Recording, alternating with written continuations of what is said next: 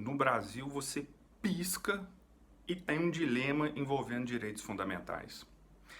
Na noite de ontem, o deputado federal Daniel Silveira, do PSL, foi preso em flagrante por ter ameaçado, difamado, caluniado ministro do Supremo Tribunal Federal. E no momento da sua prisão, ele aproveitou para colocar uma cereja no bolo. Ameaçou diretamente alguns ministros, dizendo que sabia de seus itinerários, etc, etc, etc. E a pergunta que você deve estar se fazendo é: essa prisão é legítima? Isso pode acontecer ou nós estamos diante de uma arbitrariedade de autoridades do Poder Judiciário? Bem, então de cara eu já vou te responder. A prisão é legítima, mas eu não quero que você desligue o vídeo, eu quero que você assista para a gente poder discutir. Olha só, nós vivemos um Estado democrático de direito. Não custa lembrar, se é democrático, significa que nós temos a liberdade de escolher os nossos representantes, a liberdade de sermos candidatos a representantes e a liberdade de opinar sobre aquilo que os nossos representantes fazem. Além disso, viver num Estado democrático significa dizer que, em regra, eu tenho liberdade para me expressar e fazer o que eu quiser. Mas, como medida de exceção, o Estado pode intervir na minha vida privada para manter a ordem e o bem-estar coletivo. Então, há a previsão para a manutenção da ordem de restrições de liberdades. São medidas excepcionais. E de direito, porque a gente vive no Estado Democrático de Direito, significa que essas liberdades, elas são reguladas, elas são limitadas por leis.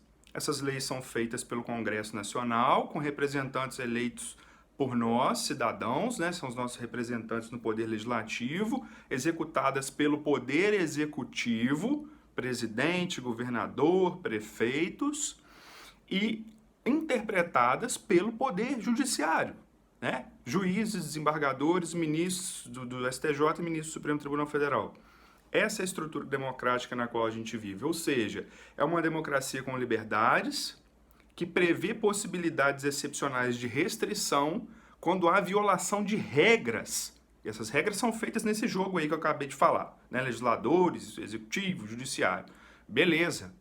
No caso em tela, o deputado Daniel, não é uma situação de gostar ou não dele, ele violou regras do Estado Democrático de Direito, notadamente da Lei de Segurança Nacional, que é a Lei 7.710, especialmente nos seus artigos 16, 17, 18, 23 e 26. Você precisa dar uma olhada aí.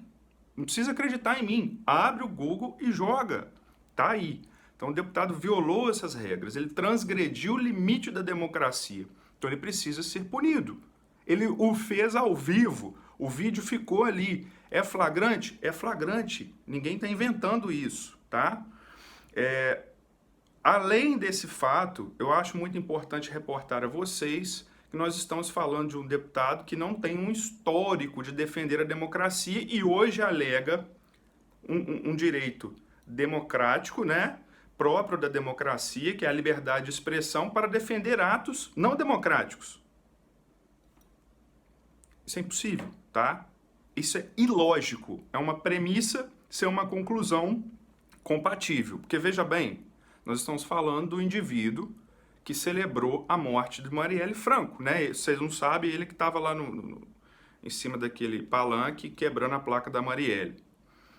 A Marielle, gostando ou não, particularmente não concordo com todas as ideias que ela pregava, mas ela foi morta, né? Foi silenciada porque falava algumas coisas.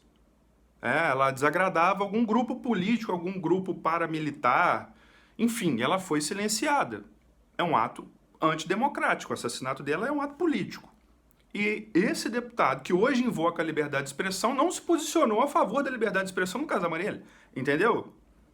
Então, nós estamos lidando com um indivíduo que não prega a democracia e que oferece um risco à ordem nacional a longo prazo. Isso pesa na análise técnica. Por fim, eu acho importante mencionar a imunidade parlamentar. Ah, mas ele tem imunidade parlamentar. A imunidade parlamentar está sujeita ao jogo democrático do mesmo jeito, da mesma forma.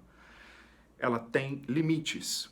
E o STF não está criando limites à imunidade parlamentar para prender o deputado Daniel agora. Não. O STF já vem julgando restrições à imunidade parlamentar, ou seja, o deputado não pode fazer tudo o que ele quer alegando a imunidade parlamentar há muito tempo. O caso do Daniel é apenas um deles, tá? É um caso novo, não se tem conhecimento na história recente do país, de 88 para cá, de uma ameaça tão direta assim à família, a pessoa, a autoridade de um ministro do Supremo Tribunal Federal, como a que o deputado federal Daniel fez. Então a sua prisão é sem motivo de discussão. O que a gente tem que fazer é cobrar coerência dos ministros do Supremo. Se prenderam o deputado Daniel por isso, tem que prender e dar o mesmo tratamento a todos os deputados de qualquer sigla partidária que tiver a mesma conduta. Ok? Estado democrático de direito e coerência do julgador. Esse é o caminho para você formar uma boa opinião. Converse comigo, dialogue comigo e me critica aqui, tá bom? Um abraço. Até a próxima.